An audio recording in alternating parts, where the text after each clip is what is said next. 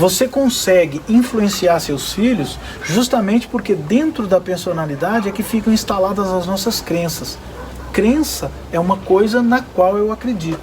Então, os pais conseguem influenciar os filhos nesse mapa do poder que eu citei, justamente porque lá dentro da personalidade contém uma sementinha das nossas crenças. Existem 3 passos para o autoconhecimento objetivo: observar, significar e escolher.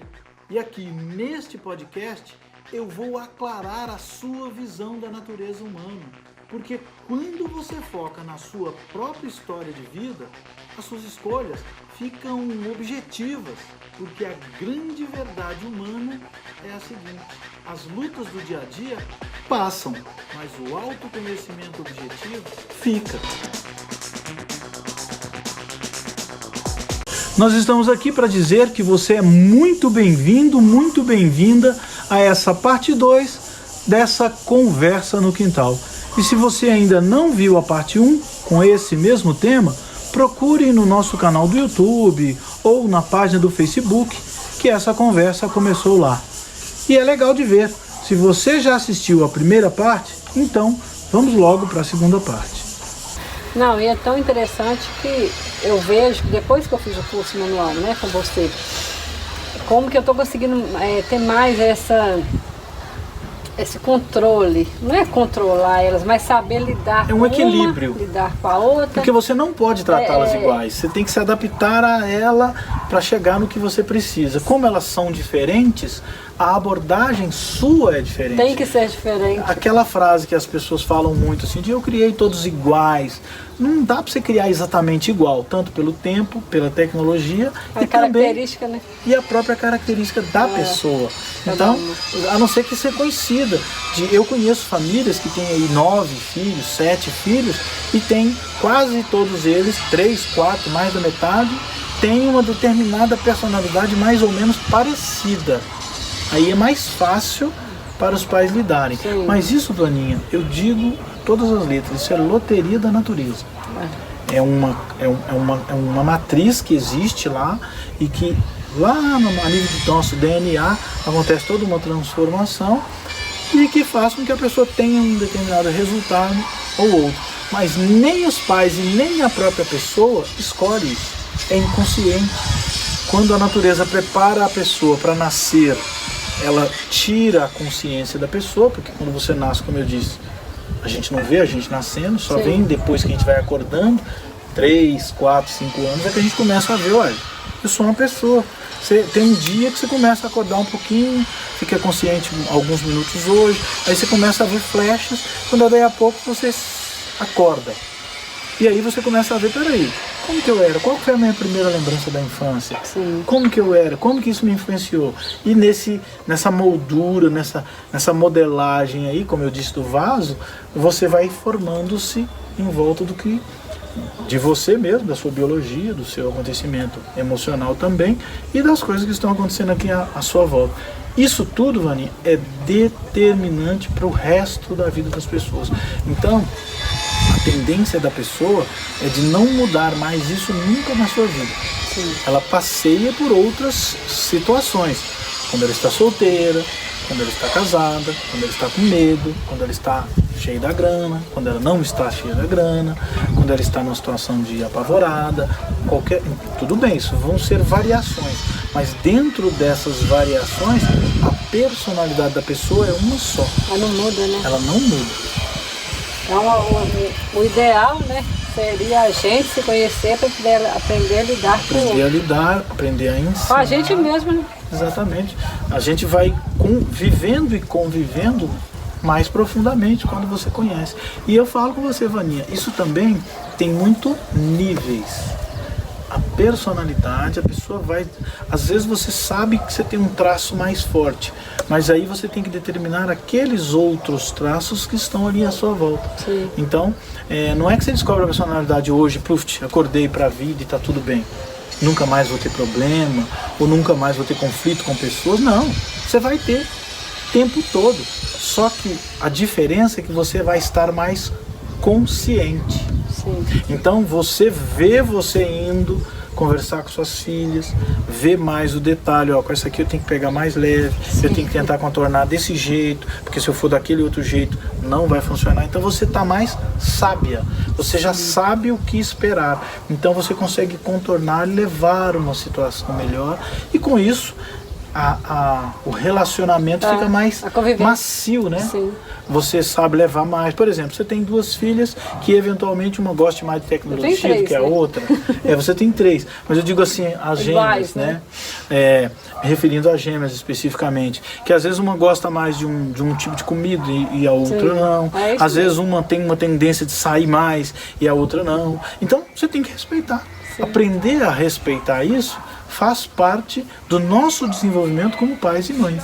Sim. E por isso que a gente sempre costuma falar que filho é uma escola, né? Uma escola da vida é o tempo todo, né? O tempo todo. Não para nunca, né? E assim, né, a gente falando questão de pais e tudo, você acha que nós pais, né, conseguimos influenciar os nossos filhos a serem melhores? Aí uma folhinha aqui. Nós conseguimos. Imagina assim, para você mandar nos seus filhos, antigamente existia a autoridade, não que não exista hoje, mas o grau de autoridade era maior porque eles estavam muito ligados ao medo. Muitos filhos era medo dos pais. Sim. Então a autoridade misturou-se um pouco com a obrigação. Hoje a autoridade está mais na base da influência e do amor. Então como que funciona isso? Existe um negócio chamado mapa do poder, Vaninha, que vamos imaginar como se fosse um sistema solar.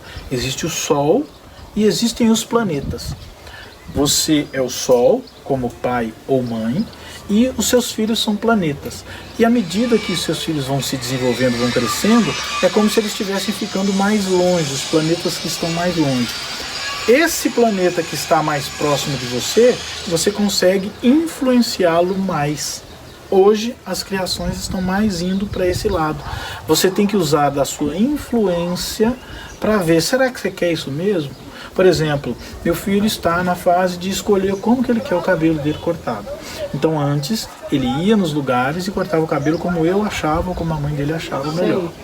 Passada uma fase, ele começou a entrar na pré-adolescência, ele começou a olhar como eram os amiguinhos dele. Então ele olhava, via, ou às vezes chegava no próprio salão e uma pessoa influenciava, corta assim que está na moda. E ele aceitava e fazia. Agora, ele já vai fazer no mês que vem 15 anos. Então, tem quase um mês que ele não corta cabelo e ele já está com cabelo grande e eu fui perguntar a ele, filho, você não pediu para mim para ir cortar cabelo, se você quiser pegar o dinheiro para você ir e tal? Ele, então, pai, na verdade eu não fui cortar porque eu não me defini ainda, não sei como eu vou cortar meu cabelo. Eu falei, mas tá tranquilo? Não, tô tranquilo, é só porque assim, eu não quero chegar lá e alguém escolher por mim, eu quero tentar eu mesmo escolher. Então, você vê assim que ele está se desenvolvendo e eu que influenciei ele a pensar dessa forma. Sim. Ou seja, vai crescendo e para quando você chegar nos seus 18, 19 anos, você já ter a sua autonomia. Claro que sempre a gente vai ser influenciado. Com certeza. Propaganda, comercial, verdade. Outras pessoas e situações. Sempre. Mas é importante que a pessoa consiga se posicionar perante a vida. E é isso que eu, como sol da vida dele, auxilio ele nessa influência. Então, nesse mapa do poder, à medida que ele está crescendo, eu estou entregando a autonomia da vida dele para ele. Para que ele mesmo escolha as coisas que ele quer. Então, para não chegar lá com 20, 25 anos, ele não saber nem que tipo de cabelo que ele quer. Porque quando ele aprende a ter essa autonomia, evita até de, fala assim, falando-se de mundo, né? As pessoas de fora que não são do bem e não influenciar nossos filhos, né? De cevar, né? Sim. Eu me lembro que uma vez eu vi uma placa falando assim, não deixe que um traficante adote o seu filho. Ficava assim, mas como assim um traficante adotar? Na época eu era bem criança e eu sempre li muito outdoor e ficava pensando, né?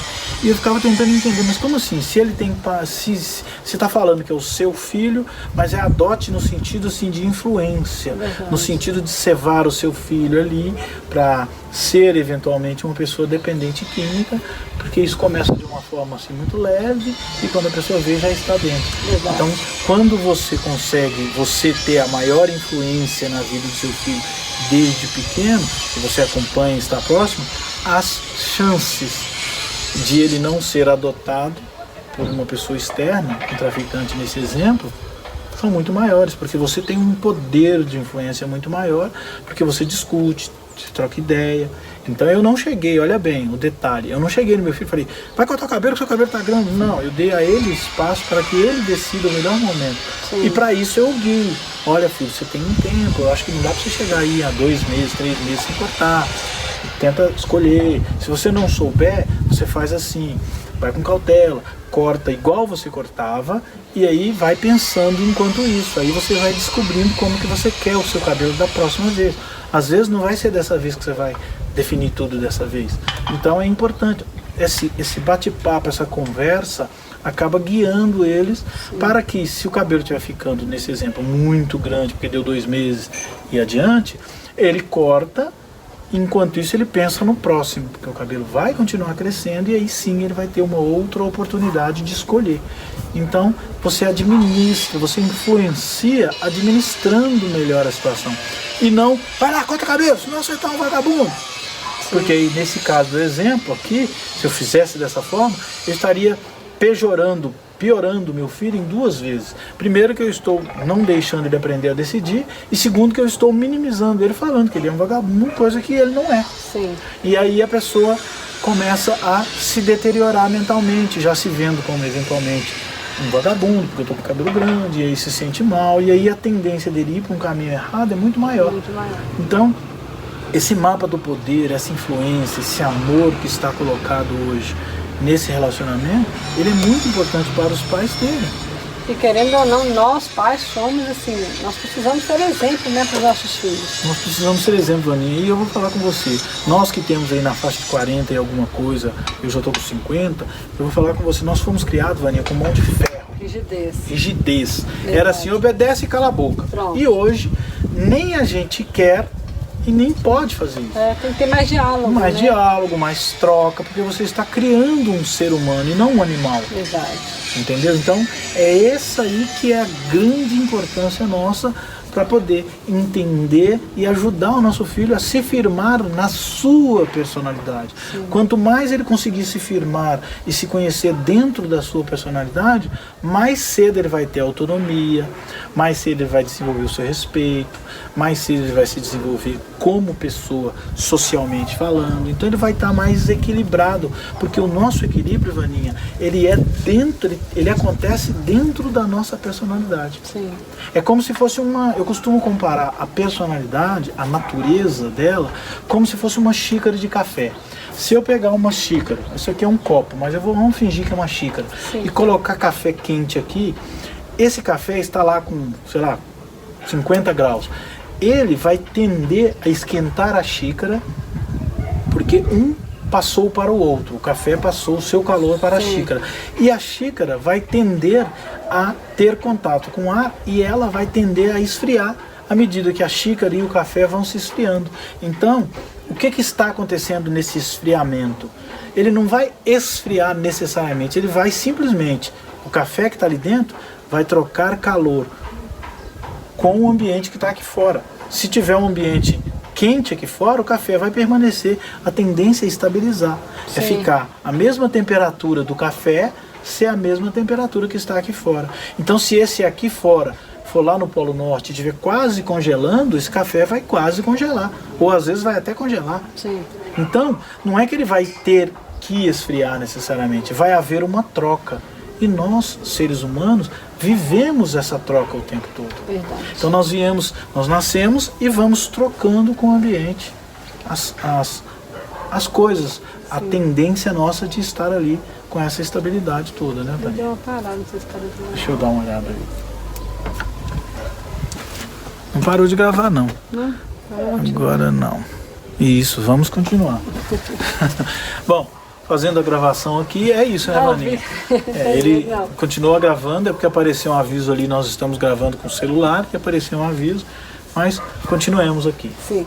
E falando de personalidade, as personalidades, dentro da nossa personalidade, contém as nossas crenças, medos, como que é que isso funciona? Vaninha, nesse conjunto todo, tem coisas que estão lá dentro. Você consegue influenciar seus filhos justamente porque dentro da personalidade é que ficam instaladas as nossas crenças. Crença é uma coisa na qual eu acredito. Então, os pais conseguem influenciar os filhos nesse mapa do poder que eu citei, justamente porque lá dentro da personalidade contém uma sementinha das nossas crenças. Eu vou dar um exemplo aqui para ficar claro. Até hoje, Vaninha, eu não consigo, dentro da minha casa, sou adulto já, casado, me separei, vivi toda uma vida, criei 3 filhos, já estão praticamente todos adultos, né? O meu mais novo já vai fazer 15 anos. Sim. E até hoje, Vaninha, se eu ver um chinelo desvirado, eu tenho que colocar ele na posição normal. Por quê? Porque minha mãe ensinou isso pra mim, que estava gorando a mãe se o chinelo ficasse de ponta cabeça, assim, virado com a parte do fundo para cima. Sim. Isso foi uma crença que ela incutiu em mim da maneira que ela aprendeu. Alguém um dia ensinou para ela, e isso na verdade não tem nada a ver com nada, simplesmente porque os pais não querem que o chinelo fique jogado de qualquer forma. Então eles ensinam isso, e antes na nossa criação foi assim. Sim, se colocava um medo, era muito comum. Hoje já não tem tanto mais isso de você colocar, você quer ensinar uma coisa para uma criança, você colocar um medo, é errado isso. Até para a criança dormir fazendo isso. Então tudo que você ia ensinar, você criava um medo e, se você não fizer isso, dá aquilo. Então, para manter a criança sobre aquele caminho. Sobre um controle, e isso ficou incutido. Então, se eu ando hoje em qualquer lugar, incomoda, se eu vejo um chinelo virado, eu vou lá e quando eu vejo, por quê? Porque está em mim. E eu estou consciente disso, mas quando eu vejo, me incomoda. Se você virar um chinelo aqui no chão, eu vou ficar olhando para ele até que eu vá lá e vire ele para ficar normal. Por quê? Porque aquilo ali ficou tão repetido na minha cabeça, incutido dentro da gente, né? Que é uma crença que está lá. Ela não faz mal nenhum, mas tem algumas crenças que são limitadoras e prejudicam a nossa existência. Então, cabe aos pais nesse mapa de influência, nesse mapa de poder, tentar colocar as crenças certas. Mas aí também entra uma consideração. Vaninha, quem somos nós 100% para ensinar e colocar só coisas boas dentro dos nossos filhos? Quem dera, né, Vaninha? Infelizmente não. A gente já é imperfeito e construímos filhos imperfeitos também. Então, a gente tem que tentar ser o melhor que eu possa, a melhor versão de mim mesmo. É assim que a gente trabalha isso no Manual de Gente. Verdade. Nós sermos a melhor versão de nós mesmos, o melhor que eu puder, e ensinar o melhor. E se eu não souber, Vaninha, simplesmente fala, olha filho, eu não sei como lidar com isso. Eu já várias vezes fiz isso. Porque antes eu tinha muito medo de como que eu ia lidar com isso. Como que eu ia parecer imaturo, verde, despreparado para o meu filho ou minhas filhas. Hoje não. Hoje quando eu não sei alguma coisa eu me abro. Porque eu amadureci e falo, não, então como que, na verdade, vem cá pra você ver, olha, eu tô pensando dessa forma, mas eu entendo assim, o que você acha disso? Como que é? Eu também não sei isso. Vamos definir juntos? E a gente bate aquele papo, então não tem, eu coloco meu posicionamento com firmeza, mas com abertura para que ele também se posicione, e aí fica muito mais fácil desse encaixe que haja amor, né? E na realidade a gente só consegue esse relacionamento, essa cumplicidade, esse lado, né? Quando a gente se conhece, né? Então, quando a gente conhece a nossa personalidade, é muito mais fácil conseguir alcançar isso aí. Porque né? o sentido da palavra autoridade, ele mudou nos últimos 50 anos. Verdade. Como eu disse, a autoridade era ligada a medo. A autoridade hoje é quando preciso, eu busco a minha autoridade de pai. Sim. Então, meus filhos, por exemplo, meu filho vai fazer alguma coisa, ele sempre, eu queria comer um lanche, eu estou indo comer um lanche. Então, normalmente eu deixo, mas quando acontece alguma situação, por exemplo, esse negócio de Covid, de poder sair, de não poder sair, não. Aí eu busco a minha autoridade como pai, olha, não, você não vai. Por quê? Por causa disso. Pronto. Então eu digo um não, tipo, imbatível. Então a autoridade minha não está baseada no medo de apanhar. Porque eu digo para você, Vani, eu fui criado com autoridade que era embasada no medo de apanhar. Isso. Talvez você também. Da nossa geração, né? A geração. Então era assim, não, seu pai bate, seu pai não bate, como é que é isso? Entendeu? Eu me lembro... as minhas colegas tinham medo de mãe. Esses dias estavam conversando com uma lá, falando assim, nossa, nós tínhamos pavor de sua mãe de chegar lá, nós chamávamos você para brincar, sua mãe xingava nós todos. Pois é, era uma autoridade baseada no medo. E isso era natural da época. Eu me lembro, Vani, que essa quebra, a primeira vez que eu senti isso, eu tinha um amigo, que inclusive hoje, infelizmente, ele é falecido. O William, acho que você deve lembrar. Esse era colega nosso. Isso. E que quando eu fiquei amigo dele, eu tinha aí uns 16 para 17 anos já, e ele era mais novo que eu um pouco. E eu me lembro que nessa convivência, né, ele foi muito bem criado. Não que eu não tenha sido, mas eu fui criado na base do medo, e ele na base, já nessa meio que nova geração, nessa base aí mais pro lado aí de amor e tal. Aí, o que aconteceu? A conversa. O que acontecia? Aconteceu um conflito na nossa amizade, assim, que nós éramos muito amigos, tal, vivíamos legal e tal, e ele, quase sempre quando ele falava alguma coisa, eu acho que eu vou fazer tal coisa, por exemplo, eu acho que eu vou pegar o carro e ir em Diamantina. E eu, tipo assim, seus pais não vai importar, não? Tipo, por quê? Porque pra mim tudo era absurdo, tudo gerava medo em mim de que não vai quebrar o que o seu pai acha ou não acha. E eles não, ele era mais baseado no, não, ele confia em mim, há uma relação de confiança. Então, foi o primeiro impacto, o primeiro contato que eu tive, onde eu comecei a me retroanalisar. Peraí, por que eu tô com medo?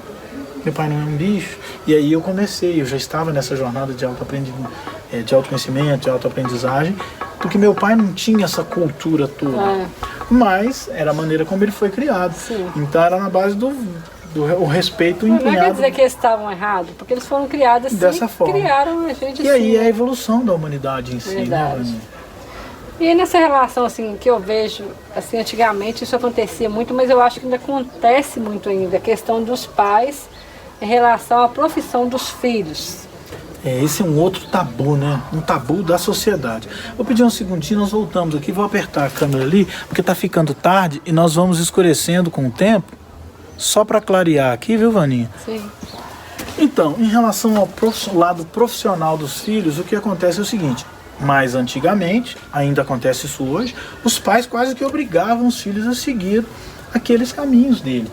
Então, tem muitas vantagens e tem muitas desvantagens. Hoje em dia não é mais usual. Quase sempre os pais mais evoluídos apresentam para os filhos uma situação de essa é a minha profissão e se você quiser, você escolhe segui-la. Um detalhe importante é que eu já vi muitos pais falarem, você pode ser qualquer coisa, menos a minha profissão.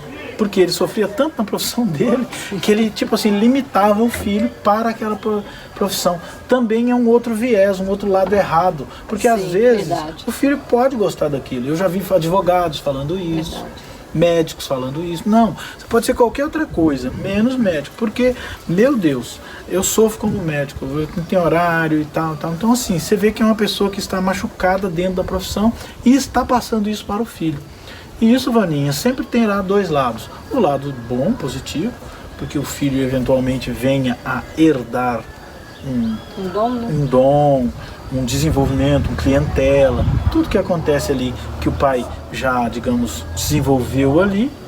E também o lado negativo, que às vezes é justamente o que o filho não quer. Ele quer se destacar em relação ao pai, ele tem a personalidade guiada para eventualmente um outro caminho.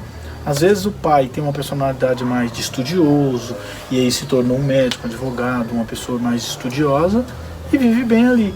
E o filho já tem uma personalidade mais inovadora, mais aventureira, mais solta e ele quer viajar o mundo. Sim. Então, é difícil conciliar as duas coisas, principalmente nessa primeira idade. Então, é importante que os dois conversem e cheguem a consensos disso. Eu nunca escolhi, assim, bitolado, profissão de filho, não. Eu sempre dei a ideia de que seja feliz. Escolha, eu vou te ajudar, vou te guiar, vou tentar fazer com que você consiga galgar caminhos, mas não bitolar. Isso é muito sério, porque quando o filho tem uma personalidade mais pacífica, a tendência dele vai ser fazer o que o pai quer. E futuramente ele pode ficar infeliz, frustrado, infeliz, e não ser nem ser um bom profissional. Porque ele não conseguiu dizer não para o pai ou a mãe. Isso, então é e muito aí ele disse isso. não para o que ele estava sentindo e desejando. E aí ele não disse não lá fora, mas disse não aqui dentro. E isso aí, Vaninha, gera uma espécie de uma mágoa. Dependendo do que acontecer, eu conheço situações, Vaninha, e que teve filhos que se formaram num caminho todo, foram lá na frente e depois pararam aquele caminho, às vezes depois que o pai já até morreu, para não magoar, e voltaram cá num caminho que ele tinha esquecido. Por exemplo, o cara queria, sei lá, o pai queria que ele fosse advogado, médico, dentista, alguma coisa, e fez todo aquele caminho para ele aqui, e ele lá dentro dele, ele alentava o sonho de, sei lá, tocar numa banda, ou ser empresário, ou alguma coisa por aí. Sim. E ele largar aquele caminho para fazer esse aqui e ter mais sucesso, ou pelo menos ser muito mais feliz, que é o que importa hoje, né? Pelo menos tentar, né? Que é o que importa hoje. E a gente, para finalizar, nós vamos falar um pouquinho só sobre essa questão da gente falar sobre criar. Vamos voltar um pouquinho nisso, porque eu acho que os pais ficam muito nisso. Aí eu criei meus filhos todos iguais, mas cada um é de um jeito. E na realidade nós não criamos nossos filhos iguais, né? Se a gente for olhar isso. Nós não conseguimos criar nossos filhos exatamente iguais, né, Vaninha? Porque pensa bem, para você ter uma família, por exemplo, eu tenho 3 filhos. O mais novo está com 14 e a mais velha com 23. Então existe uma distância. Principalmente pela tecnologia evoluindo, sim, a gente muda também nesse período, você evolui, você tem uma outra condição financeira muitas vezes. Às vezes, quase sempre, no início do casamento, no início do relacionamento, quando você se torna pai ou mãe, a tendência do primeiro filho é ser mais sofrido ali. Porque você às vezes tem pouco dinheiro para isso, às vezes você não tem um carro para ir numa farmácia, às vezes... Então não estou dizendo que seja uma regra, mas isso é uma tendência. Então é uma tendência do primeiro filho ser mais sofrido em relação ao segundo, terceiro, e também tem a ver com a experiência. As pessoas costumam dizer que o primeiro filho é de vidro, né? Sim. Tipo assim, nossa, qualquer coisinha a mamãe tá limpando, caiu ali, não pode, não deixa ali, né? Como que foi com você com sua filha? E aí depois tem aquela situação de você vai pegando experiência e vai vendo, peraí, não é toda queda que eu preciso ir lá, se eu fizer aquele estardalhaço, a criança vai chorar, de repente eu deixo a coisa fluir, foi só uma quedinha só, e aí você começa a ver que é importante você deixar a criança criar mais espaços. Eu tenho uma conhecida, né, que quando a criança catava, por exemplo, uma bolacha, estava comendo e a bolacha caía no chão, os primeiros filhos ela ia lá e catava, apanhava e dava outro e batia na mão e tudo. Nos mais novos, ela tinha acho que 3 ou 4 filhos, caía assim, o menino pegava, ela falava assim, é bom para criar anticorpos. Então quer dizer, ela não, a não ser que fosse uma situação extrema, os próprios pais mudaram, né? Então tudo muda. Verdade. Então a tecnologia muda, o tempo muda, nós mudamos, a condição financeira muda. Então todas essas mudanças, elas vão fazer com que as criações não sejam iguais exatamente. Na cabeça da gente, a gente pensa que é igual e fala que é igual, mas baseada nos valores. Verdade. Se eu sou honesto, sim, eu ensino meus filhos 1, 2, 3, 4, 5, 6, 7, 8 que eu tenha, todos serem honestos também. Eu luto para que eles sejam, eu exijo deles isso. Mas é claro que à medida que eu vou me desenvolvendo, algumas outras coisas acontecem. Às vezes no primeiro filho meu lá, eu não tinha condição de ter um carro, eu não tinha condição de dar a ele uma casa com piscina, não tinha condição de dar a ele uma casa com luz elétrica, ou qualquer outra situação de conforto. E às vezes aconteceram coisas durante a nossa evolução financeira que fizeram com que mudasse tudo. Simplesmente aquele segundo, terceiro, quarto filho que você teve, você consegue dar toda uma diferença de suporte, de escola, verdade, de tudo para ele. Então não dá para você falar, vou criar meus filhos iguais.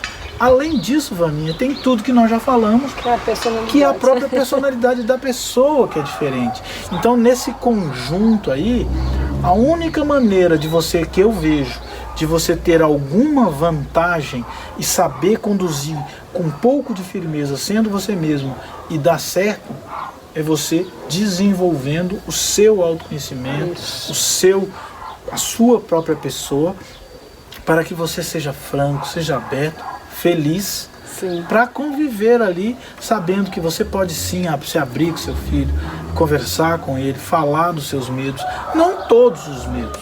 Sem perder sua autoridade de pai. Sem perder sua autoridade de pai ou de mãe e conviver melhor. Então, é muito mais fácil hoje esse ping-pong dessa forma. É um bate-bola mesmo. Só que tem que sempre lembrar, você não tem que tentar ficar sendo amigo, nunca ceder para os seus filhos. Você tem que fazer o que você acha certo, sempre. Só que nesse achar certo, é importante ouvir o lado dele. Verdade. Porque é o que não acontecia antigamente. A gente só consegue ter esse entendimento aí quando a gente se conhece verdadeiramente. Exatamente. Né? Fica muito mais fácil você interagir. Então tudo isso que nós estamos falando, né, Vaninho? Ao mesmo tempo que não tem uma regra, existe um caminho que dá para você moldar, desviar, né? Uma situação assim, para desviar das pedras grandes, dos atritos maiores, né? Verdade. Então, é uma administração de gente dentro de casa. Então é isso aí. Nós chegamos no final de mais uma, né? Uma live, né? Uma conversa no quintal. E qualquer dúvida, qualquer pergunta que você quiser fazer, mande pra gente no e-mail. manualdegente.com, que teremos o maior prazer em responder. Um abraço e até mais.